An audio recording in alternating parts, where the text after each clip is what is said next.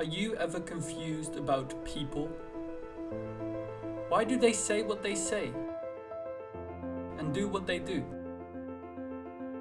In this video, I'm going to attempt to show you a framework that tries to explain this question of human social behavior. I acknowledge any framework that tries this will be a simplification, as the brain is way too complex. Yet, I have not only found that this framework is logically and empirically consistent, I've also found that it's helped me tremendously in communicating with people and myself in a way that has enhanced connection, communication and understanding in a way that I didn't think was possible, truly increasing my well-being and making my life more meaningful. I'd like to introduce you to non-violent communication, in short, NVC. Isn't that one of those hippie, airy-fairy nonsense, new age spiritual BS that people talk about if they want to feel superior to the common folk? Well, in this video I would like to show you this is not the case, and as someone who loves rationalism and who is incredibly inspired by NVC, I thought it would be fun to see if I can formally define and describe the framework, philosophy and practice that is NVC in a logically consistent and complete way. I haven't yet found such a description on the internet, so I hope you'll enjoy. Nonviolent communication originates from an American psychologist and mediator, Marshall Rosenberg, who started developing it in the 1960s, and it became more widely known through his book, Nonviolent Communication, of which the first edition came out in 1999. Since then, many communities have practiced and developed this philosophy and way of communicating. I've been in one of these communities, and what I've come to learn is that nonviolent communication is much more than just a way of communicating. It's a way of viewing the world, a fundamental framework, a lens through which you can see human interaction in a way that might make your life more meaningful. The framework attempts to explain and describe human behavior on a social level.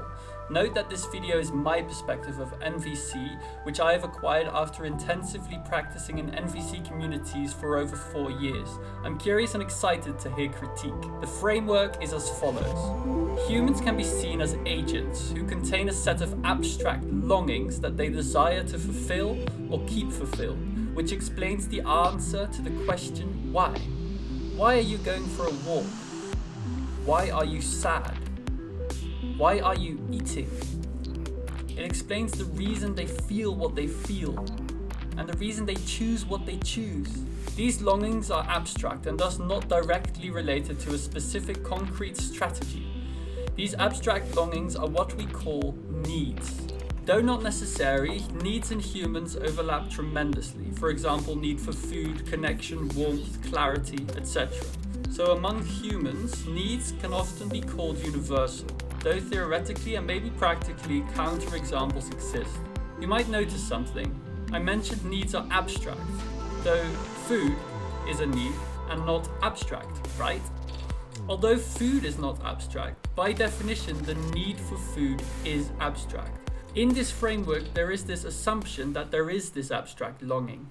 A feeling is the physical reaction of the agent to a need being met or unmet. This physical reaction can be in the form of thoughts, physical sensations, emotions, crying, laughing, smiling, ways in which you view the world. For example, nobody cares about me and the world is doomed because everyone is selfish. Could be a way of viewing the world that is a part of feeling depressed. Observation is what your consciousness observes. So it could be someone saying, "Please love me," or a thought that they are needy and selfish, or even a feeling or emotion in the body. One way of phrasing it is all the input that the consciousness of the agent receives. This input needn't be only external, as internal thoughts and feelings could also be observed by the agent. Strategy to fulfill a need. A strategy to fulfill a need is a concrete, specific attempt in the physical world of the agent to try and fulfill that need. For a need like ease, in this moment, there might be 100 strategies that could fulfill that need. Drinking tea, going for a walk, reading a book, hanging out with some friends, playing a game, sleeping, and the list goes on. So in the framework, the agent is constantly processing and interacting with these observations, feelings and needs. and they're generating strategies to attempt to fulfill their needs. Looking at this agent as a system with input and output, it would look as follows. The input are all the observations. Internally, on the one hand, we have the abstract longings, the needs. These define what the agent wants and what its values are. And internally, we also have experience, the feelings.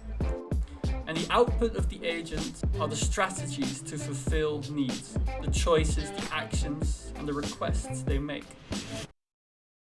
We're communicating with words while we're trying to describe reality, and each set of words used will always be a simplification of reality. There is no distinct part of the brain that represents the need's safety. The brain is way too complex for language to accurately describe it. In truth, there is an undetermined and probably undefinable amount of needs and feelings. We use certain words that dissect our experience and longings, and hopefully we do enough so that we can communicate in a way that increases or sustains our well-being. From a social perspective, this is all that matters, not finding the most accurate, nuanced way of describing experience. I would like to quickly note, in this video I'm just explaining the framework, the way of viewing the world through the NVC lens. To my understanding, I'm explaining the basis. However, there is way more that could be talked about when it comes to NVC. The claim: any conversation, any choice, any experience can be described in terms of observations, feelings, needs, and strategies. I'd like to end this video with an example of how an everyday situation can be described in this way. Normally, hey, I'm so sorry, I seem to have forgotten my wallet. Would it be possible if I paid tomorrow? Yeah, sure. Hey, I just felt my pocket and realized I forgot to bring my wallet. I feel a bit embarrassed because I want to be accepted, and I also really want to respect you and your business. I'm also a bit worried because I agreed to make the family dinner tonight, and I so long for harmony and equality in my family. My wife made dinner last holiday and I really want to care for her ease. I'm a bit stressed because we have the habit of eating at 6 p.m. and I want to care for my family's predictability. And if I'd go home to get my wallet and then come back, I would have dinner ready at 7 p.m. at the earliest. Right now I'm so longing for understanding and cooperation. Would you enjoy to fulfill my needs and be willing, really willing, to let me come tomorrow to pay the shopping instead of now?